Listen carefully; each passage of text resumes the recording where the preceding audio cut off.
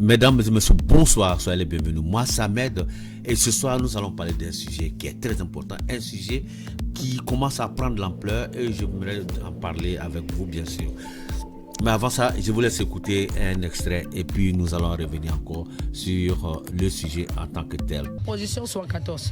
C'est quelle position comme ça? C'est-à-dire la position où on se couche, on va dans le derrière. C'est-à-dire les positions arrière ne me plaît pas. Position sentimentale normale, oui, j'y suis. Et les positions arrière où il faut taper la nuque et tout le reste, là je suis pas d'accord. Et comme vous venez d'entendre, bien sûr, il s'agit ce soir de, je dirais même, souvent j'ai le plaisir à causer de ça avec mes amis. Je parle de, est-ce que nous sommes en train de revivre notre révolution sexuelle à travers, comment on appelle ça, le TikTok? Est-ce que la jeunesse africaine est en train de se découvrir à travers le TikTok? Parce que c'est de ça qu'il s'agit. Et c'est de ça que nous allons parler. Parce que on se rend compte que au fur et à mesure que le TikTok s'en va, le TikTok sort de son cadre, surtout le TikTok africain, sort de son cadre purement, je dirais, purement amusement pour se livrer en éducation. Quelque part, il y a des gens qui ont besoin de ça, c'est vrai, mais est-ce que ça vaut la peine de passer par ce chemin-là? C'est de ça que nous allons parler. Moi, c'est Ahmed Bamba et voilà. Vous venez de voir aussi, nous allons vous montrer un extrait. D'abord, avant de continuer, je voudrais dire à tout un chacun, notre but, mon but, ce n'est pas de venir mettre qui que ce soit sur la place publique. Alors, je ne le ferai pas pour ceux qui répondent à des questions du micro-trottoir. Je ne le ferai pas parce que ce n'est pas mon but. Mon but, en fait, c'est de leur donner des conseils à ceux qui se livrent à ces gens de questions, ceux qui donnent des réponses sur combien de fois ils font l'amour par jour, combien de fois ils font ceci, cela. C'est pour leur donner des conseils.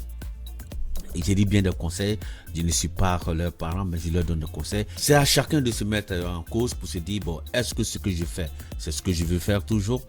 Tant mieux. Si c'est ce que vous voulez faire toujours, tant mieux, vous allez dans ce sens-là. Mais ce qui est sûr, c'est qu'on doit retenir, c'est qu'il est très délicat qu'à un moment donné, on se retrouve de l'autre côté de la rivière. C'est-à-dire quoi? Vous êtes jeune, vous avez tous vos atouts de pouvoir faire quelque chose, mais vous sombrez dans la médiocrité. À un moment donné, vous devenez vieux, et vous allez de l'autre côté de la rive et vous regardez avec un regret en arrière pour dire, si j'avais su, si on m'avait conseillé, si je le savais, si je faisais ceci, cela, mais c'est déjà tard. Parce que ce qui est sûr, certain, c'est que vous devez comprendre, tout ce qui se passe sur TikTok actuellement est enregistré. Tout ce qui se passe sur Facebook est enregistré. Tout ce qui se passe sur les réseaux sociaux est documenté. Parce que lorsque vous allez, par exemple, lorsque vous allez solliciter dans une entreprise, qu'est-ce qui se passe? Lorsque vous allez solliciter dans une entreprise, qu'est-ce qui se passe? Vous pensez que les gens vous ont oublié? Non. Tout ce que vous avez publié, lorsque vous allez pour postuler, lors de la communication, on vous pose des questions concernant vos vies sur les réseaux sociaux. Alors, si vous êtes mis à vous exhiber tous les jours, matin, midi, soir, à parler de sexualité comme s'il s'agit de la nourriture, bien sûr, les gens vont prendre ça pour vous contrecarrer. Si vous avez posté des vidéos à caractère adulte, qu'est-ce qui va se passer? Ils vont utiliser ça contre vous. Alors, je vais vous montrer cette dame que vous voyez, cette sud-africaine. Moi, je n'ai rien contre elle.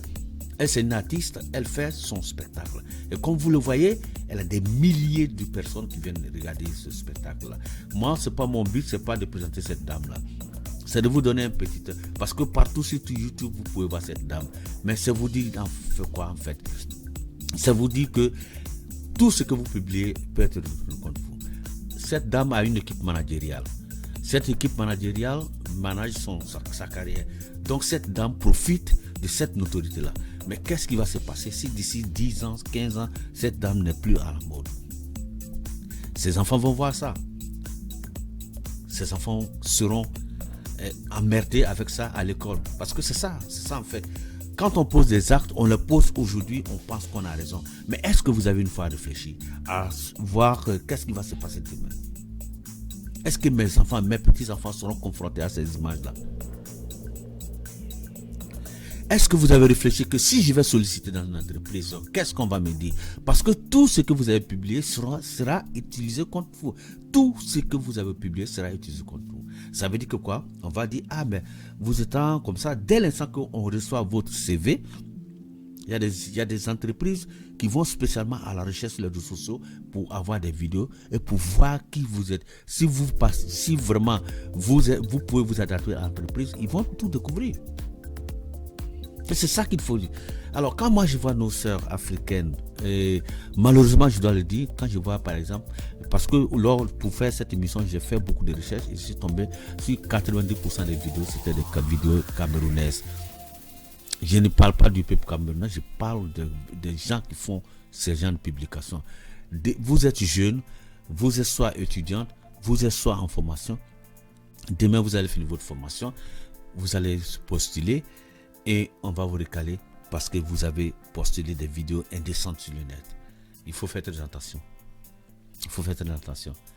La révolution sexuelle, tout le monde l'a eu. L'Europe a eu pour elle, l'Amérique des États-Unis a eu pour eux, tout le monde a eu ça. Mais à un certain moment donné, il faut savoir, il faut penser à son avenir. Et c'est de ça qu'on va parler. Parce que moi, je voudrais que la jeunesse maintenant, parce que demain, vous êtes médecin. Vous avez fini vos études, vous êtes médecin, vous êtes directeur de l'hôpital, vous êtes quelque part et vos patients vous reconnaissent. Ah ouais, moi je reconnais ce docteur. C'est ce docteur qui avait ça. Ce docteur c'était minus, ce docteur parlait de sa vie sexuelle. Ça ne vous arrange pas. Ça ne vous arrange pas et ça ne vous arrange pas. Alors, il faut faire très attention. Moi, ce que je voulais dire ce soir, c'est une petite vidéo comme ça et je me suis dit, il faut que j'en parle. Il faut que les gens comprennent. On peut avoir une notoriété maintenant. On peut être vraiment célèbre. On peut avoir des milliers de vues. La finalité, c'est où? C'est demain, quand vous allez finir vos études, que vous êtes confronté à fonder un foyer, que votre futur mari ou bien votre future femme s'est exposé de façon vraiment débile. Qu'est-ce qui va se passer? Vous avez mis toute une carrière à l'eau comme ça. Cette chanteuse, c'est Zodoa, voilà, son nom est difficile, Zodoa Bawantu. Elle s'appelle Zodoa Bawantu, de l'Afrique du Sud. Vous l'avez vu, elle a des milliers de fans. Partout où elle passe, elle a des milliers de fans. Elle se fait tripoter, je dis bien tripoter, sexuellement tripoter par tout le monde. Ça marche pour elle. Mais est-ce que vous voulez être une Zodoa? Je ne pense pas. Je ne pense pas que vous voulez être une Zodoa. Parce que vous n'avez pas la même chose. Chacun a son caractère. Cette dame, moi, je ne l'accuse pas. Je vous le dis, je ne l'accuse pas parce que ce n'est pas mon but. Mon but, ce n'est pas de venir mettre... Mais quand vous voyez cette vidéo, ça vous fait mal. Ça vous fait mal au cœur. Et quand vous voyez ce public, le public est là. Vous voyez? C'est ça. Aujourd'hui, ça marche pour elle. Elle se fait des sous. Mais demain, qu'est-ce qui va se passer? Donc, c'est de ça que je veux parler. Je voudrais que chacun se stabilise, chacun prenne son temps de réfléchir à son avenir. Je ne suis pas le donneur de leçons. Si vous pensez, en tant qu'Africain, si vous pensez qu'en faisant ça, ça vous arrange, tant mieux. Je dis bien tant mieux. Mais si vous savez que demain, vous êtes obligé de vous expliquer sur ce que vous avez publié quand lorsque vous êtes jeune, il est mieux d'arrêter maintenant. Je ne demande pas de ne pas faire des vidéos. Si vous devez faire des vidéos de ce genre de vidéos, vous êtes libre de le faire. Mais vous êtes étudiant, vous êtes étudiante, vous êtes encore élève. Vous n'êtes pas encore marié, vous n'êtes pas dans un foyer. Vous faites ce genre de vidéos. Sachez qu'on utilise ces vidéos-là contre vous. Et c'est de ça que je veux dire. Ça fait très mal de faire 10 ans d'études ou bien 6 ans d'études et de venir se retrouver bloqué parce que votre passé vous poursuit dans tous les recoins et les recoins. Et c'est ce qu'il faut éviter. C'était juste mon petit conseil à ceux qui veulent l'entendre. Une fois de plus, je ne suis pas venu pour faire la morale à qui que ce soit. Mais je voudrais dire à nos sœurs camerounaises, comme nos sœurs ivoiriennes aussi qui ont commencé, et voilà, ce sont les sœurs africaines en général, je voudrais dire, faites très attention. Pensez d'abord à ce que vous voulez atteindre comme objectif avant de vous lancer dans ce genre je dirais ce genre de perte de temps. C'est une perte de temps. Voilà, c'est une perte de temps. Qu'est-ce que ça vous donne? Que quelqu'un vous regarde prendre votre douche. ça vous apporte quoi?